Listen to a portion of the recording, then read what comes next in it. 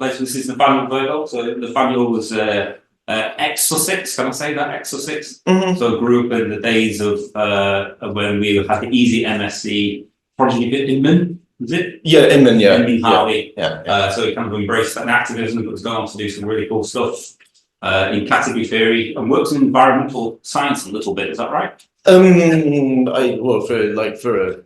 That was before Sussex. I did ecology. What's the institute you're at now? So the institute I'm at now is the Earth-Life Science Insitute in Tokyo. It's actually the focus of the institute is the origin of life. So it has biologists and chemists and earth scientists and crazy people like me. Cool. Yeah, and this talk sounds fantastic, so I'll let you run. All right, yeah. So I was at Sussex about 15 years ago, so it's been a while. This is part of a much bigger collaboration with some people you know and some you don't probably. So Martin Beale, you might know. Matteo Capucci is a category theory student at Strathclyde University, and Manbol Boltieri was a PhD student here as well. Maybe Chris's student, is that right? And it's also related to work by Simon, who's here. So my sort of overarching goal for this kind of thing, or where I started a few years ago in the grant proposal, was that I want to understand what agents are mathematically, but by agent I mean just anything that you think you might treat as an agent, right, from humans to bacteria to rubus. I kind of want to know like what it means for something to act, what it means perhaps like to have knowledge or beliefs or goals. And I guess I didn't originally think of it as this, but I take what Simon calls the as-if approach, meaning that the question isn't really what does it mean for something to be an agent. I'm not really talking about goals that sort of really exist. I'm talking about just what does it mean for us to treat something as if it's an agent. And kind of the reason for that is that, so this is like Dennett's idea of the intentional stance versus the physical stance. And the reason to kind of to ask this, what does it mean to treat something as if it is an agent, is that firstly, kind of I don't think things like goals and beliefs really do exist in the physical world, but also some things, when you treat them as agents, you get a lot of mileage out of that, right? So if I were to treat this water bottle as an agent trying to fall through the desk, and oh no, it can't, it doesn't, like I can tell that story, but it doesn't really give me anything that I wouldn't get from the physical story. But if I look at these people as agents and I think, what are they trying to do? Maybe they're trying to understand what they're on about. It tells me something about their behavior. It makes it, I can understand them better. So the idea is, why is it, ultimately the question is, why is it that for some systems that the agent story makes more sense and gives you more of a grip on the system than for others. But I think that to understand the answer to that question, you first have to understand the more basic question of what does it even mean to treat something as an agent in the first place. Okay, so there's a lot of results that are out there that go something along the lines of if something is optimal for some task or other, then it must have a model of some kind. And so the models are the thing that I want to try and get at in this talk, and hopefully as I go along, you'll know a bit better what I mean by that. So there's the complete class theorem from classical statistical decision theory. There's the good regulator theorem that I'm going to talk a bit about later or shortly, and so on. So what I'm really trying to do in the end is unify these in a common framework, understand what they all have in common. Why is it that why is it that so often when we treat something as optimal in some way, it has something we can call a model? But for today, I'll just present an overview and some progress. So as I get onto the more technical bits of the talk, I kind of want everyone to understand it, anyone who wants to. So if you get to that point where you were following me, but then suddenly you're not, then please interrupt. All right, there's this paper from 1970 by Conant and Ashby, whose title is "Every Good Regulator of a System Must Be a Model of That System." And I guess I'm using it as a jumping off point, partly because I really like the title, but the title is actually wrong. So this is quite a flawed paper. It's flawed in that it has this authoritative title, but it's really just a bunch of thoughts about stuff. It's often cited incorrectly because of that. Definitely doesn't show that every good regulator must be a model. But what they were trying to do is kind of interesting, and the question is, can we improve on it? So what were they trying to do?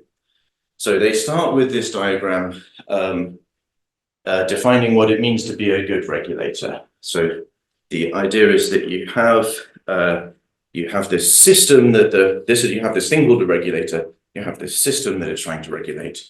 There's a set of possible disturbances that can happen, and the state of the system is determined by whichever disturbance happens, and so is the state of the regulator.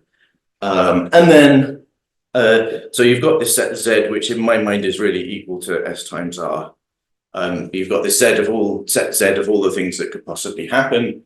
But within that set, you've got a good set of the things that you want to happen. And so a regulator is called a good regulator if no matter what the disturbance happens, the regulator and the system together end up in one of the good states. And we'll kind of come back to that kind of idea repeatedly throughout the talk. So I think what they want to show, what they say are trying to show in the beginning of the paper is that if every good regulator, so if R is a good regulator, then it must be equivalent to one that observes the disturbance D, deduces what state the system S is in, and then chooses its action based on what it deduces about the state of the system.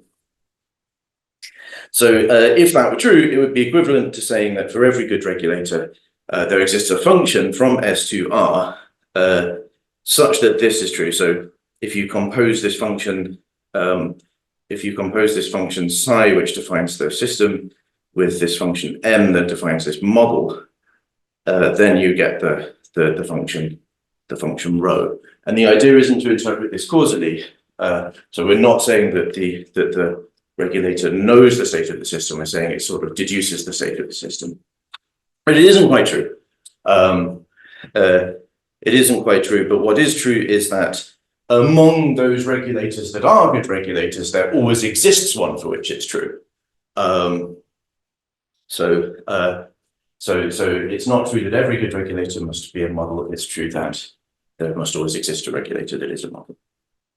So none of this is really particularly relevant or interesting. It's just trying to deconstruct what this theorem is actually sort of supposed to be about. What they end up doing is not proving exactly this. They prove an information theoretic theorem that's kind of a bit like this. It's sort of a weird paper because they start out saying one thing and then change their minds more than once before they get to the end. It was really easy to criticize Conant and Ashby. So the title of the paper is an incorrect description of its content. Also, the notion of model is sort of a bit boring, right? So I think I might have gone through this a bit too quickly, but their idea of a model is that the system is in some unknown state, but the state of the regulator anyway is just a function of that state. So you've just got a map from states of the regulator to the thing you're modeling. And later on, we'll get onto much more interesting notions of model. Very shortly, we'll get onto much more interesting notions of model. But the point is that their work is highly cited, with many imitators and many successors. And why is that? Like, is it just because people want to believe something that isn't really true? I used to think so. Now I think maybe it's because there is actually something that it's pointing at that is true, and I want to try and get at what that is. So let's try and make a version of a good regulator theorem that is both dynamical and Bayesian, where dynamical means that we refer to interacting dynamical systems that are changing over time and not just depending on some static set of disturbances. And Bayesian means, let's think about more interesting notions of model, where you have partial observability and you have some kind of belief state that you want to update over time because you don't have complete information about the thing you're modeling. So wait a second, if we tried to do that, wouldn't there be some pretty obvious counterexamples? So you all know what Braitenberg vehicles are, I'm pretty sure. There's also examples like open loop controllers. This one's pretty interesting. If you want to balance a pendulum in the upright position, one way to do that is to measure the torque and apply forces and so on. Another way to do it is to vibrate the pivot point up and down really quickly, and apparently if you do that, it self-stabilizes. And so if you do that, you don't need any information, you don't need to take any input, you're not updating any kind of Bayesian model, you're just vibrating something. So there's many, many examples from biology and robotics that you guys probably all know lots about that, where an appropriately designed body needs a controller has to do less work. We better be able to account for that. So we'll return to this maybe later, hopefully. All right, so is everyone with me so far? Yeah, getting some nods and thumbs ups and stuff. That's good. Right. So what do I want from models that would be more interesting than an actual model? I would like models to have beliefs about partially observed systems. I just said that. I'd also like it to be that if a modeler, something doing modeling, if it's a goal, which it need not have, but if it does, if I want to interpret it as having a goal and trying to do something, it better be taking actions that make sense in regards to the model it's supposed to have. And the other thing I would like models and beliefs to have, which I may or may not get to, is that they can be wrong. So I can believe there's an elephant behind that wall and just be wrong because there isn't one. So yeah, this was the idea that I started with a couple of years ago, 2 or 3 years ago. This is what sort of thing a model ought to be. So we imagine we've got some kind of physical system that's interacting with some other physical system. So this isn't a very formal diagram. So a physical system is interacting with some other system, and because of that, the state is changing over time. And that kind of exists in the physical world. But it also is supposed to have these beliefs, these Bayesian priors, that it's going to update as it interacts with things. And those obviously don't live in the physical world, in my opinion. Right? Where can you find a Bayesian prior in the physical world? That you can't. So there should be some map, right, that takes the physical state of a system and tells you what its beliefs should be. And then for these beliefs to be Bayesian beliefs, they ought to update according to Bayes' rule. Right, so this map has to have a very special property that as the physical system state evolves in time, you map its beliefs at one time to one Bayesian prior, map its beliefs at another time to another Bayesian distribution. This one had better be the posterior for this one, given the data that it receives. And so we were able to formalize that using category theory, possibly unnecessarily, so we're kind of like breaking out the big guns for something simple, but you'll have to trust me that this expresses Bayes' rule and it expresses the idea that you have this interpretation map and that this thing commutes. And I'm not going to talk about it today, but I'll talk about the possibilistic version of it. So yeah, I didn't mention this point about syntax and semantics, but it's sort of the idea that you know, inside this computer there's just a bunch of voltages, right? But they have meaning, and the meaning isn't in the computer, right? The meaning is like the intended way the computer is supposed to act. So what do I mean by possibilistic? I mean kind of what computer scientists mean by non-deterministic. So where multiple things can happen, but I only care about which things can or can't happen. I don't care about how likely they are, right? So we're not going to talk about probability, we're always going to talk about possibilistic reasoning of that kind, logical reasoning, we call it. So we're going to imagine to kind of motivate what a possibilistic Bayesian filtering model will be. We're going to imagine that we're interacting with a possibilistic meaning machine. So one notices that. It's a very simple thing.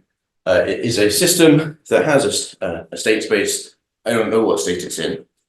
I can take actions which will affect the machine, and then the machine will, once I've taken my action, machine, depending on that action, will change into a new state, and it will give me an observation that I can look at. And it will do that possibilistically, meaning that even if I know exactly its internal state, if I do happen to know it, and I give it my action, I might not know its next state because there are multiple possible next states. Right? So if you were to be interacting with such a machine, when we draw it, you'll see these diagrams throughout the talk. They're nothing really complicated. I mean, they are something really complicated if you get into the formal details of category theory, but they're nothing. I'm going to finish the sentence and then I'll ask. Yeah, they're nothing really complicated. It's just notation for a function. So this m is a function that takes h and a as arguments. and it gives another H and O as its outputs possibilistically.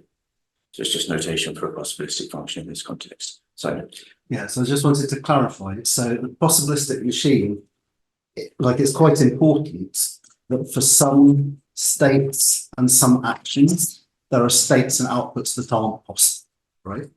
yeah, well, yeah, I mean, it would be pretty easy to model a machine that, well, easy or hard depending on your perspective, but in this framework, it would be very easy to model a machine that can give every possible output, because as soon as you give it any input, you don't know anything. And what can't happen in this framework is that there are no possible next states. So like sometimes that's why I said possibilistic instead of non-deterministic, because in computer science, non-deterministic can mean this, but it's actually possible for there to be no next state. So like the world just ends. That can't happen in this framework.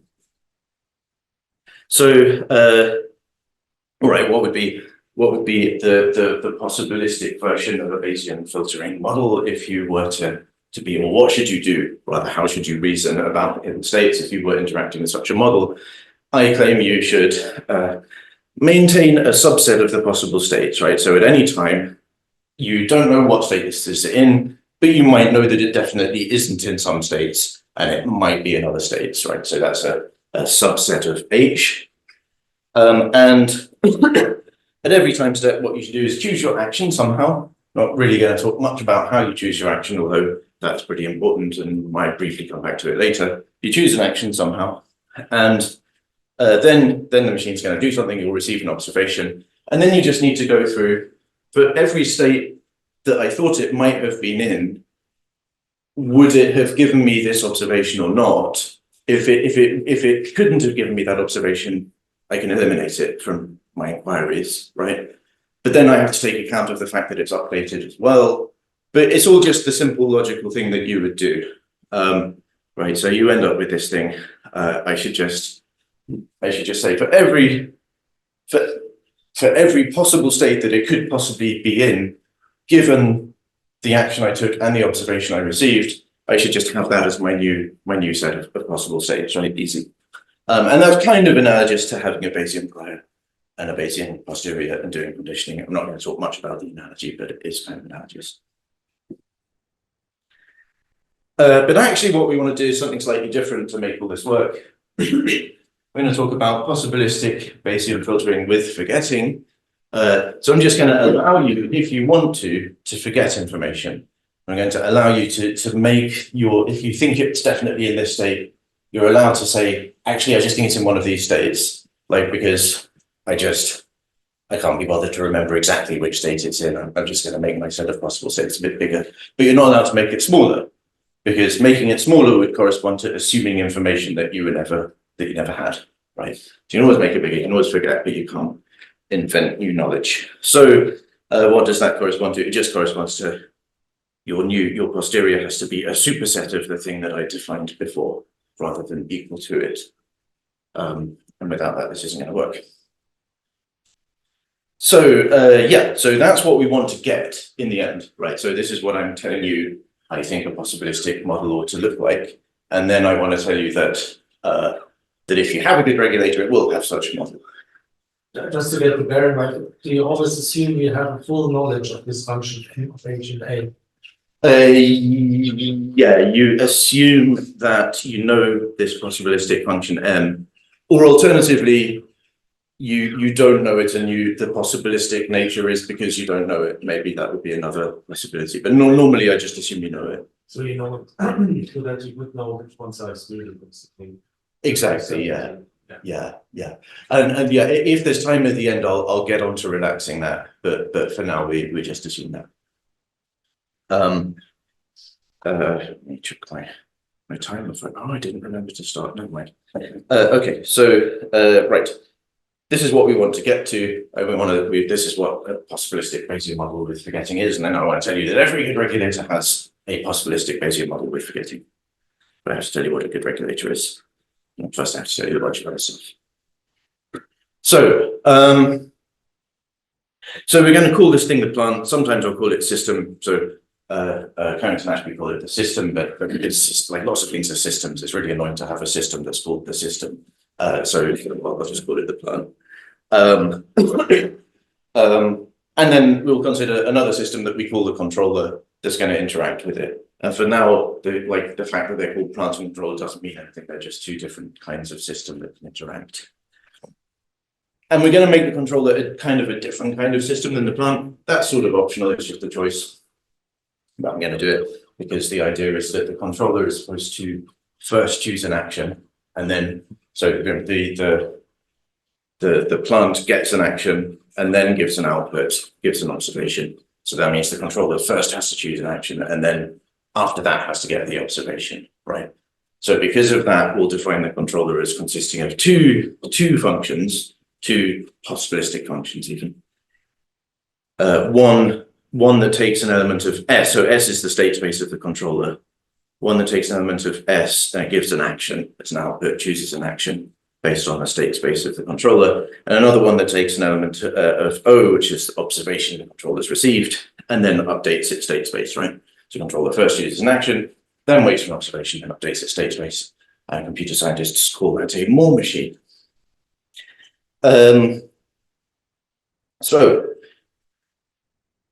So now we've got two interacting systems and we can kind of wire them together as in this diagram. So it just means that that on every time step, the controller has an initial state, the plant has an initial state, controller chooses an action, the plant updates based on that action, the plant sends an observation to the controller updates. We can kind of make all of that into one big possibilistic function, which I think I called E.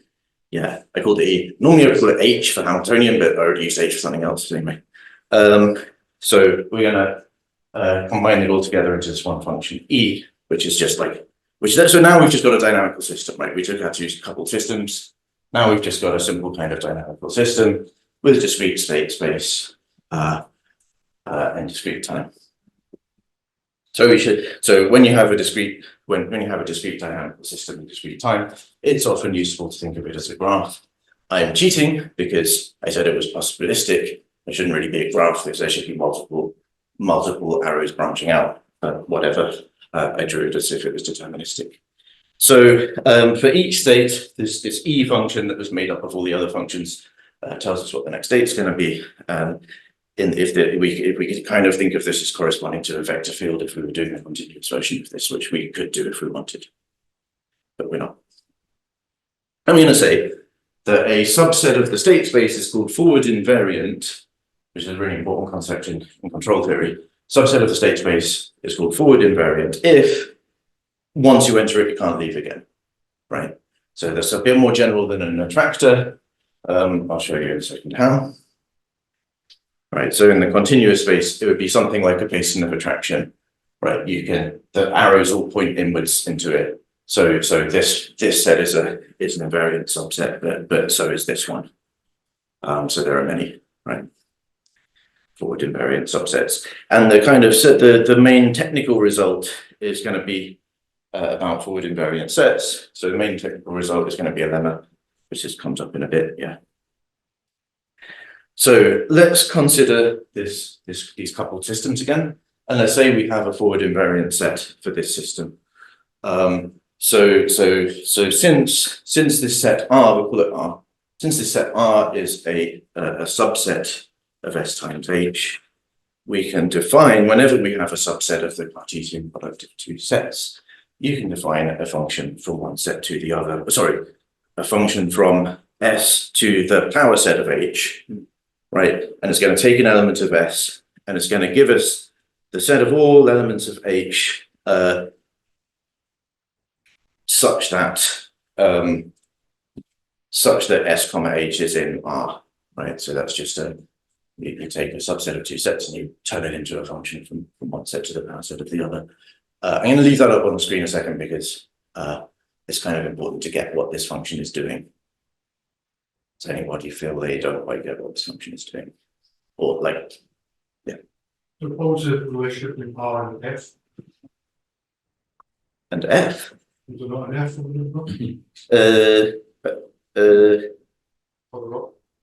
Oh, no, sorry. No, maybe I missed. It's okay. Right, but they say, yeah, F in my name is R. Okay. Well, you know, I'm glad we paused, but yeah, otherwise you'd be confusing. Yeah. Is the situation of reaching asymmetric or not really? Yeah, so you could, yeah, it kind of is, right? So you could go the other way and make another function that goes from H to the power set of S, and that would be like the plant modeling the controller, which, like, if you thought, so it was really a choice to have S take the action first and then the other one to take it to be the other way around. So like I could have said, well, actually H is the controller and S is the plant, and then it would be the same. Yeah, so it is, barring details, is symmetric at this point. If you know psi, do you know R in one-to-one? Yes, if you know psi, you know R, because you can do, you can say R is equal to S comma R such that R is in psi of S. That gives you all that. Okay, so here's the reason for mentioning this. The lemma here, which I guess I didn't really write much explanation about this, so I'm gonna have to wing it a bit. But the lemma here is that once you, so to remember, we're not really talking about good regulators yet, we're just talking about forward invariant sets. The lemma is once you have a forward invariant set, it's kind of, its image actually behaves like a possibilistic Bayesian model with forgetting that I defined earlier, right? So what does that mean? It means exactly what I was sort of saying with the informal diagrams, that if I think of psi as a map from S to what S believes about H, right? So it maps S to subsets of H, which are the things that you might be able to believe about H. If I think of it as a map from S to things that a system might believe about a plant, then I look at how it changes over a time step, then it's going to update according to this possibilistic Bayesian filtering rule with forgetting. And then why is that going to be important? We'll see shortly. So like that's the technical bit, the rest is philosophy. But the philosophy is the bit that matters. So let's go back to the idea of a good regulator in Conant and Ashby and what we're actually trying to accomplish. So yeah, Conant and Ashby's definition of a good regulator involves this thing called the good set, right? So we're going to say the controller is so we're going to impose a good set. So this is a different subset of S times H that we're going to call good states, and this one doesn't have to be forward closed. Right, it's just arbitrary. These are the good ones. If the system is able to stay in the good set indefinitely, then it's a good. Then R was a good regulator. Then S was a good regulator. Right. Does that make sense? So there might be initial conditions where it leaves the good set, but that's okay. As long as there are initial conditions where if you start it in that initial condition, it never leaves the good set, then we call it a good regulator. Motivation for that, well, in control theory, usually what happens is you have a set of plant states that you would like to stay within, right? So in the case of this aeroplane, the controller will be some gadget on the aeroplane, and you want the attitude to stay in an acceptable range. And so if we kind of, what we're doing here is we're sort of plotting R against S, H rather against S. And so there's an acceptable range of hidden states, and that gives you this subset of S times H, right? But in biology, it's usually the other way around. So you will know, you probably will be very familiar with the ideas of viability, boundaries, and that kind of thing. So in biology, you normally have a subset of the controller that are the good states, right? So this lizard would like its temperature to stay within the right range. And if its temperature goes outside the range, that's bad. It doesn't really care about its environment, except in as much as it had better know where the good rocks are to sit and not be eaten or whatever. So it has to regulate itself, but in doing so, it needs to have a model of its environment. Does that make sense? Maybe. Good. So yeah, so okay, so what does it mean to be a good regulator? I said to be a good regulator, it has to be possible to stay in the good set states indefinitely. For that to be true, there must be a forward invariant subset of the good states. Right? So there's a subset of the good states of it. So.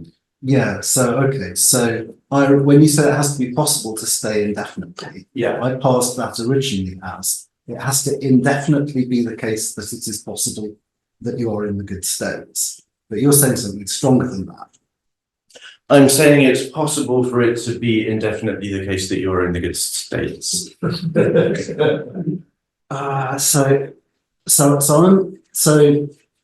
Yeah, I'm struggling to understand this, that there must be a non-empty R that's forward invariant, because I'm kind of imagining, like, as it were, like in a probabilistic model, it might be the case that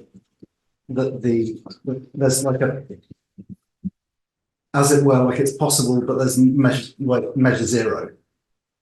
Like, you know, you could in principle remain within the good states indefinitely, but yeah, this really is one of the many reasons why the probabilistic version of this is much harder. Yeah. So here we're not in probabilistic land. We're just saying, look, if there has to be some initial state for both the system and the plant, right? But this is just what I'm demanding be the case. There must be some initial state, so it's this one. Yeah. Such that as I evolve time forward, I never leave the good states. And if you would just look at all the points I've marked in red, that will have to be a forward invariant subset, right? So I understand that for the deterministic case. Yeah. But in the possibilistic case, right, why can't there just be a state where it's possible to end up in that, but it's also possible to go somewhere else? Okay, so I'll kind of answer this question later, or at least I'll claim to have answered it later. Yeah, so this is, so I'm just declaring by fiat that this is the definition of a good regulator, right? The definition of a good regulator is one such that, given the right initial conditions, it will never ever leave the good states, no matter what. Okay. Yeah. So yeah, so there must be this R that is non-empty, forward invariant, and good, meaning it's contained in G. And so this set is exactly what we need to prove a version of the good regulator theorem. Like, well, I've said everything that needs to be said to make a claim that every good regulator has a model. So here it is. Given the system, the controller, and the good set. So we've got this pair of coupled systems. We've got this good set. To say that S is a good regulator means there exists this forward invariant subset of G. That's what being a good regulator means. But now we've got a forward invariant subset, we can convert that into a model. Brilliant. Okay. Every good regulator has to have a model. So that's what we were looking for. And then I have to try and convince you that wasn't a waste of time, which I don't know. So, oh yeah, I also wanted to mention, I didn't really say anything about action selection, because this is sort of a shortened version of the talk. But I sort of like, it seems to make sense. Action selection seems to make sense. I don't quite know how to do it formally yet. The idea is that you sort of imagine, so the controller is supposed to have this set of states that it believes the system, the plant might be in. And you've got to sort of imagine it saying, well, look, what should I do next? I got to choose an action. I better choose an action such that it will be in a good state on the next time step, right? Because otherwise I wouldn't be a good regulator. But that isn't enough, because even if it's a good state on the next time step, it might be impossible for me to make it stay in a good state on the next time step. So I better choose an action, not only so that we're in a good state on the next time step, but also the next one, or rather also I will know how to keep it in the good state on the next one, and then the next one, and the next one, and the next one. So actually I better keep it inside R, not G, right? Because R is a set of states I know how to regulate. So I don't quite know how to make that formal yet. I'm pretty sure I will soon. Okay, so then we sort of get onto the point, really, the thing to have conversations about, I guess. That we have to be really careful about the interpretation of any theorem of this kind, because well, I'm claiming you can't deduce an ought from an is. Like, you might disagree with that, which is fine, but within this sort of as if framework, you can't. So the idea here was that the system that's taking these actions and receiving these observations, that's a physical system that really exists. The system that's receiving the actions and changing its state and giving observations and outputs, that's a physical system that really exists. So that's good. The good set, that's not real, that doesn't exist. That's a value judgment. We've just said those ones are good. You can't look into nature and find the ones that are good. Or at least if you want to make a claim that a system is trying to stay in some particular set of states, you've got to give an argument for that. It might be an evolutionary one or whatever, but it doesn't come from the state of the system. Not only that, but R isn't real, right? So even if you have a good reason to think some set might be the good set, for some definition of the good set, there can be many R's that obey that are forward invariant subsets of G. So that's not real as well, and that's also a value judgment. So that means that every good regulator has a model, but it's not unique. The partition into two systems in the first place was never real, right? Because physics is just physics. Like you're an observer, you have to make that dividing line. I might talk a little bit about that because I would like to. So yeah. So all the other stuff are value judgments that we impose on systems. Fernando, yeah. I'm a bit confused. R is forward invariant set, right? And that is not objective. You cannot check which are the sets that are just staying there. Yeah, you can, but there might be many. Right. But, Yeah. but there can be many real. There can be many and be real at the same time. Sure, yeah, but I guess so the point is that each of them corresponds to a model, right? A possibilistic basic model of forgetting. So if there are many, there's nothing to decide which one is the right model to kind of impute to this system. So there's just saying, yeah, this all works, but it's not unique. And I think that's kind of how it should be. Like, yeah, I don't really know how to make an argument for that, but it seems right to me. So yeah, so all the other stuff are value judgments that we impose on the system, and that's true in all. That's true in all the things I mentioned, like the complete class theorem, the internal model principle, and so on. Like they all start with some notion of good, and that's always a value judgment. I guess like the inactivists would often want to say, no, once you've got this system, it really has this viability boundary, and you really have value for the system, which I think is not an unreasonable position. I just think that's a value judgment too. Why should it be trying to stay alive? I'm imputing that value onto it. It's not really come from it, but that's something you can reasonably disagree with. Yeah. So that's the end of the kind of technical things I wanted to say. There's like a bunch of optional extras, and I think I want to go through one or two of them. So I do have time, right? It's a quarter to, I think it's an hour. Is it an hour slot? Yeah. So we have to loop for longer, but Finishes on the hour, that'll be fine. Okay, and that's including questions or? So we have the room for an hour and a half. It depends on how long people want to stay. So to guarantee that people answer questions, finish at 10 to. Okay, 5 minutes. That's fine. Or you just get a smaller core of people to stay up to the end. Yeah. Well, we can do that anyway if you want.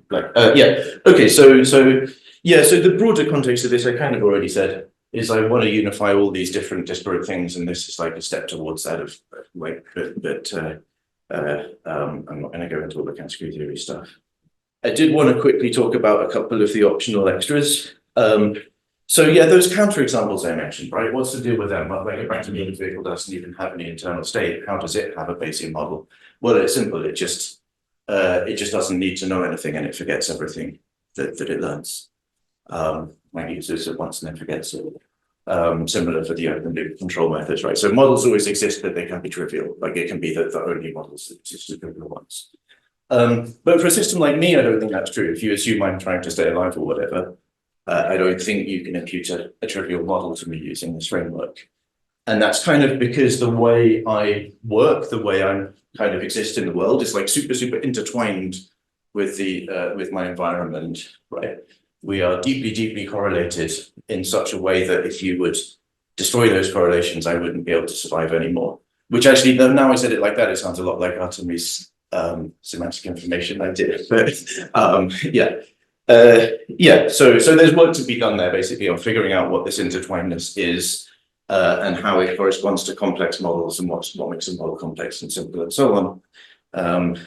So looking into a Roomba state doesn't tell you much about the world, looking into my state does, and that seems to have something to do with the regulation tasks that we're respectively performing, as many other things. The other thing I wanted to mention was just skip. There's a way that comes out of category theory of thinking about multiple interacting systems, like arbitrarily many different systems interacting in many different ways, rather than the two that I drew that interact in just an ad hoc way. I'm not going to try and give you any details about it, but I wanted to say it can be the case that you have a joint system that can be factored into two systems in more than one different way. In fact, that's very often the case. And a very good example would be that, you know, I'm a brain inside a body inside an environment, right? And you can think of that as a brain that's the controller, and then a body and an environment that's the plant, or you can think of that as a brain and a body that's the controller and an environment that's the plant. And drawing that line in those places will give you different models according to this framework. So like again, there's a lot of work to be done here, but I think that potentially can kind of solve a lot of paradoxes and confusion about Otto's notebook and embodied computation and this kind of thing. As I'm just like, so Otto's notebook. Ask me about that if you want to. So why does it solve that problem? Sorry. Oh, I'm not saying it solves that. I'm saying it offers a route towards solving it. So the idea is that you can. So Otto, like this is from Clark and Chalmers' paper, The Extended Mind. The idea is that Otto is a very forgetful person who doesn't really know where he lives unless he writes it down in his notebook. And so the question is, if you meet Otto on the street, does he know where he lives? Right, because he can't tell you, but he's got his notebook with him. He can look it up, and then he can tell you. So if you would think that, so I guess thinking out loud, if I would treat Otto as one system and the notebook in the world as another, like Otto's model doesn't include where he lives, but it includes the existence of a notebook with information in it, right? Whereas if I would take the system to be Otto and the notebook and the world to be the rest, then Otto does have a model of where he lives. And when I'm changing that boundary, I'm not changing the good set. I'm not changing R. I'm only changing the boundary, right? Or at least I don't have to change those things. I only change the boundary, which sort of means in the end, it doesn't matter that there's no right answer to where the boundary is, right? It's just that the how you interpret this thing cognitively depends on where you draw the boundary, right? So it's not answering the question, where should I draw the boundary? Because that never had an answer. It's answering the question of what changes if I draw the boundary in a different place. Yeah, that's everything I wanted to say, other than anything, any questions you have.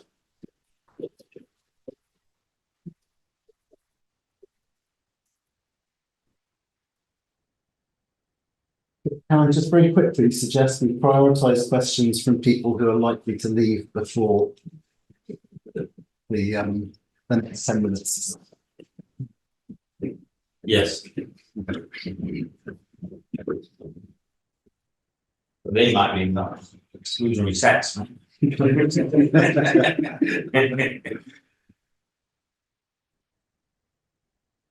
Yeah. I was just wondering whether this formalism would allow you to, because in the beginning you said, well, if you look at a bottle or something, then we all know it's less goal directed kind of a system rather than humans or animals.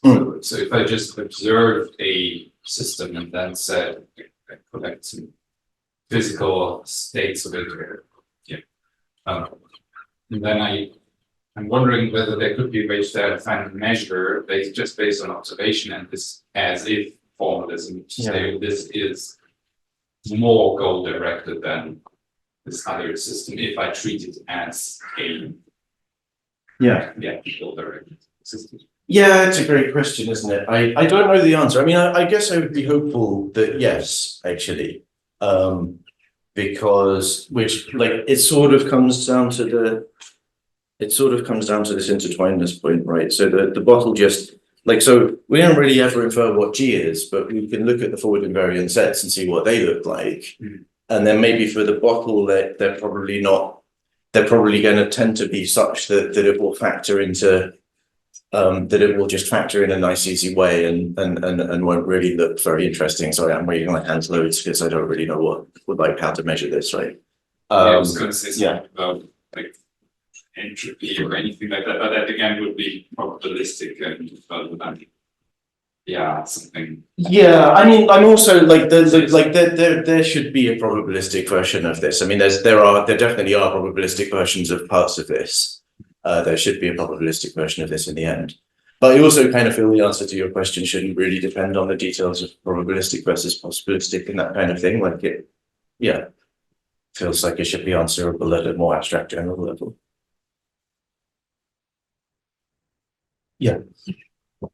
So the question, what is a good mobile, it's a biggie of great interest to people in many different areas, and people have approached it in different ways. So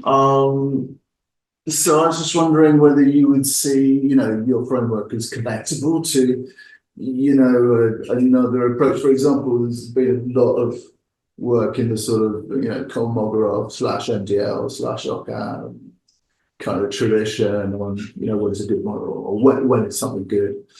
Do you see this as connectable to that? Potentially, yeah. I mean, can you give me something more specific?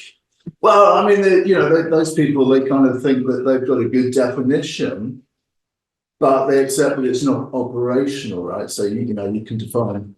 You're thinking of like universal priors and this kind of thing, or I'm just Well, the Kolmogorov, algorithmic complexity. Yeah. Takes that. Right. It's the smallest. Yeah, it's the compression idea, right? A good model compresses good model is more as much as possible. Yeah. And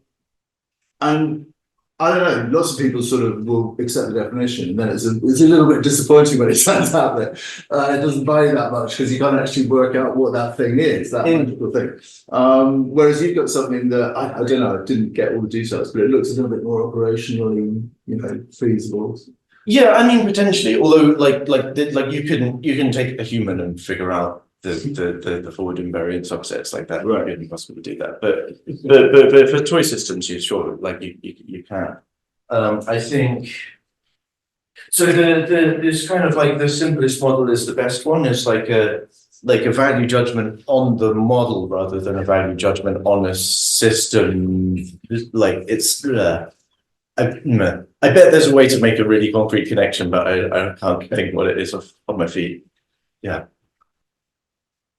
Yeah, I've got it's not really a question nor a comment, but some big mumblings will follow. So its definition of the good set is something that's got to be.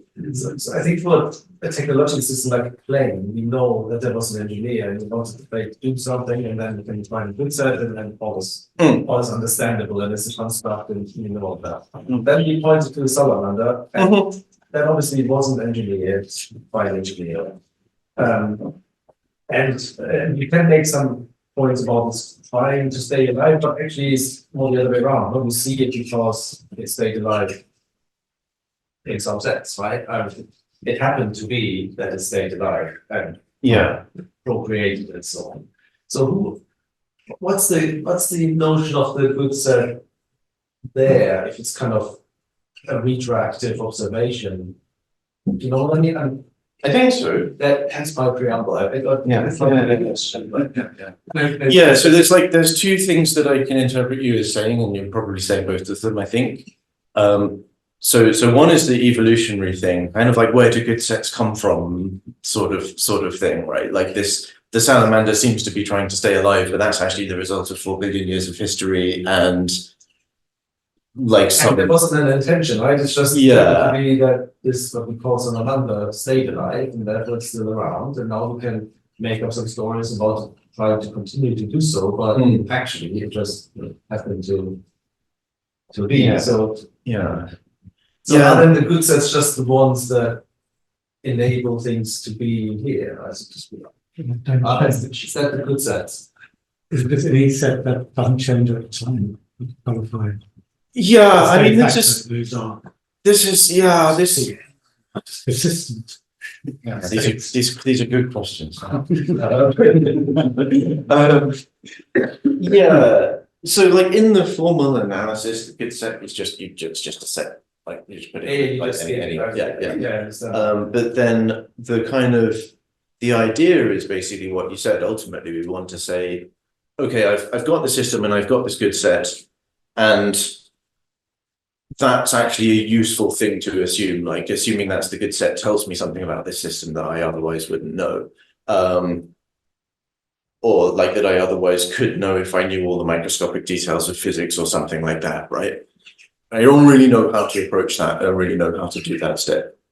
But it's sort of, I want to do it. I want to be able to say, yeah, I observe this system and it looks intentional, and I can actually say exactly what that means that it looks intentional. But yeah, I don't have a great answer right now, unfortunately. I was about good mean that it's okay at the moment. There's no guarantees for the future, as opposed to being like good at the moment and also good for the future. Does that make any sense? Yeah. I mean, that's sort of what good.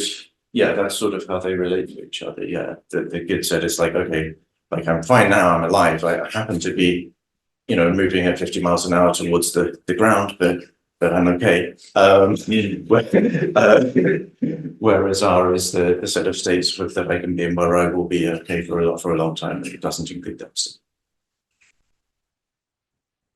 What's for system that reproduce? Sorry to, but for system that reproduce, it isn't actually like that, right? I mean, in fact, the salamander itself won't stay in good set for long. Oh, that's a really good one. Yeah, I bet there's stuff you can do with that. Yeah, where the dynamics include reproduction. Extended notion of. I've never, like even though I think about evolution all the time, I never really thought about that question. But it's a great one. I'm going to think about that. Yeah, so yeah. My question, I know fact check nature and counterexamples. The target said use the Braitenberg vehicle as an example, not commodity. And everything that follows. Then you said something at the end, you said maybe it's trivial. Did you say that? So in which case it isn't. Yeah, right. So yes, I was trying to, so like I guess the point is intuitively, like obviously a Braitenberg vehicle shouldn't have a model, right? Yeah. So it feels like it ought to be a counterexample to any claim that every system must have to have a model. Yeah. But at the same time, I want to say every system does have to have a model, right? So I gotta square those two things somehow. And the way I do that is by saying, yeah, Braitenberg vehicle does have a model, but it's a trivial one, right? So we might as well say it doesn't. Okay, it's a trivial. So you might as well say it doesn't. Yeah. And if you watch a Braitenberg vehicle for long enough, you could probably work out physics from it. So that tells you quite a lot about the world. So is that trivial?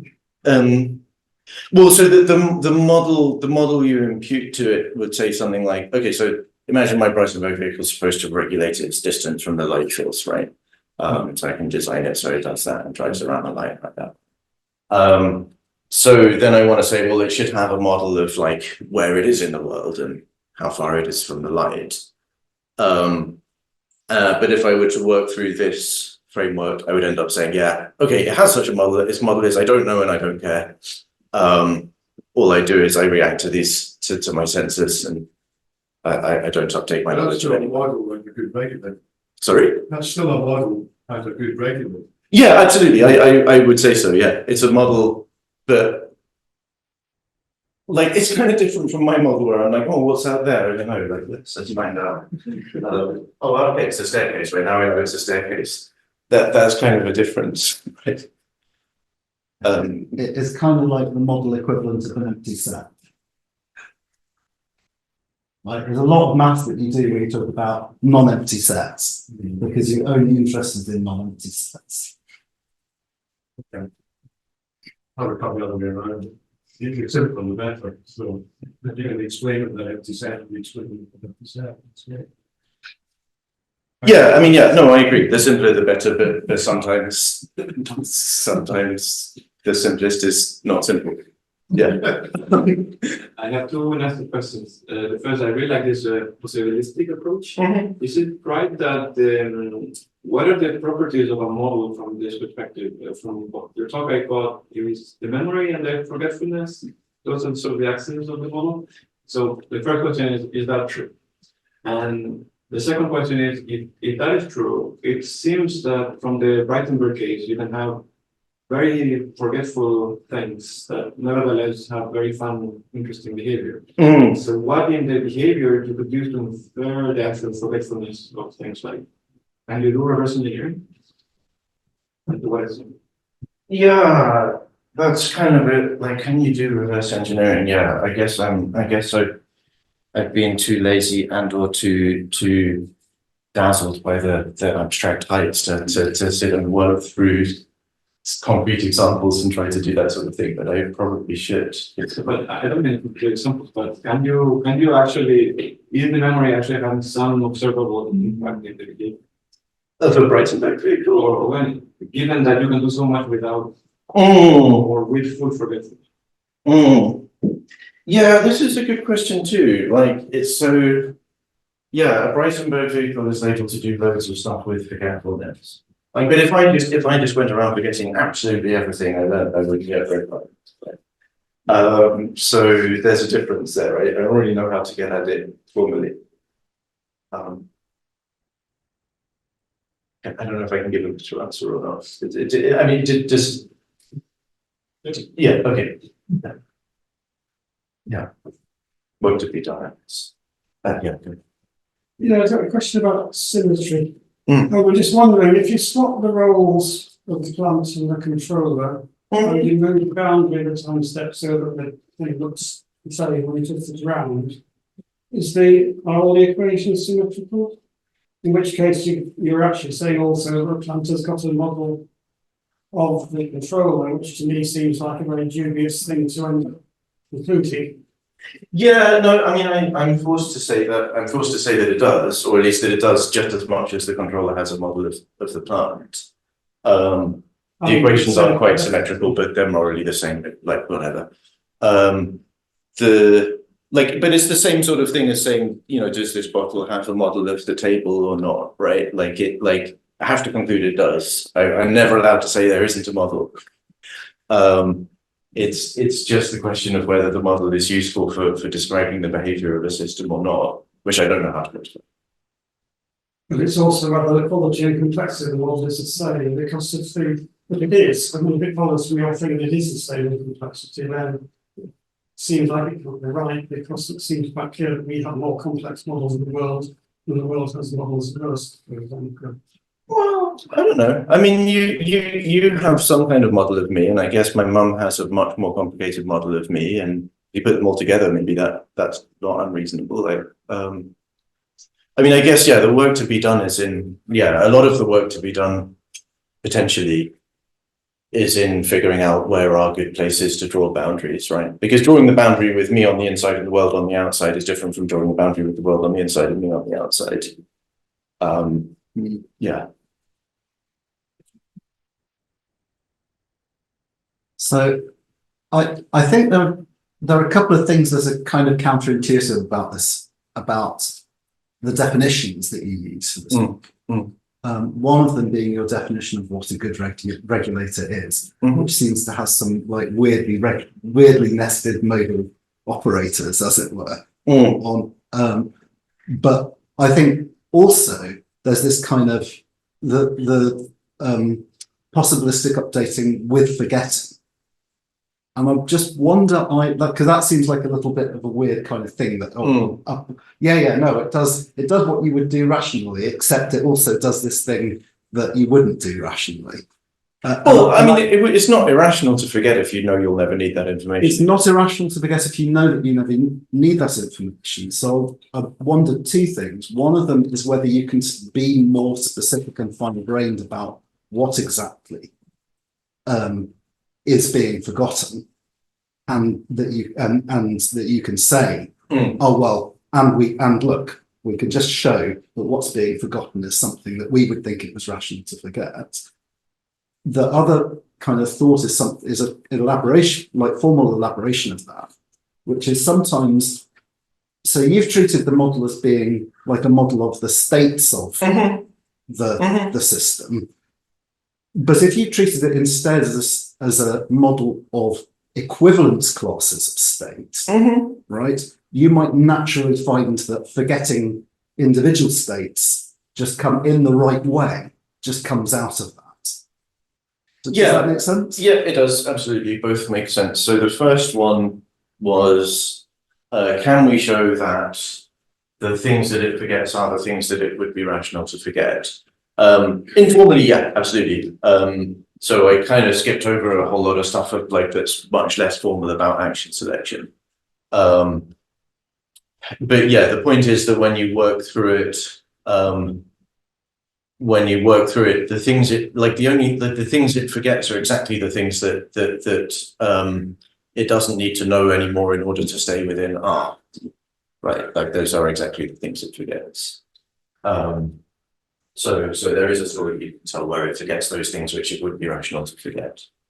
The other thing was, yeah, what about if I would coarse grain the environment? I have to think modeling a coarse grain version of the environment, and then yes, then I've done some stuff that's kind of related to that, and absolutely, yeah, it would forget the distinctions between the coarse grain scales. Yeah.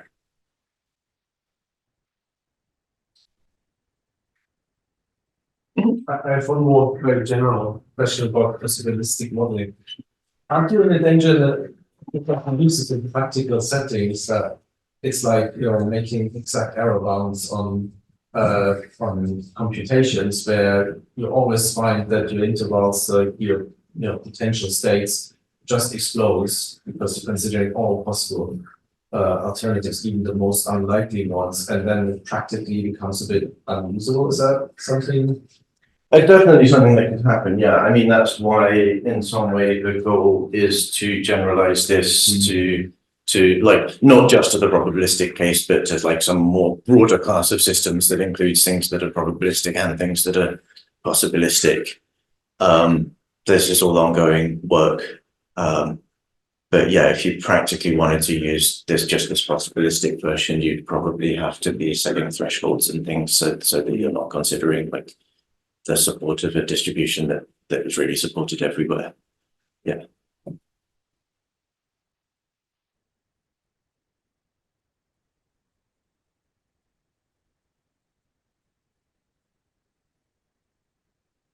That's it. Yeah, so maybe not.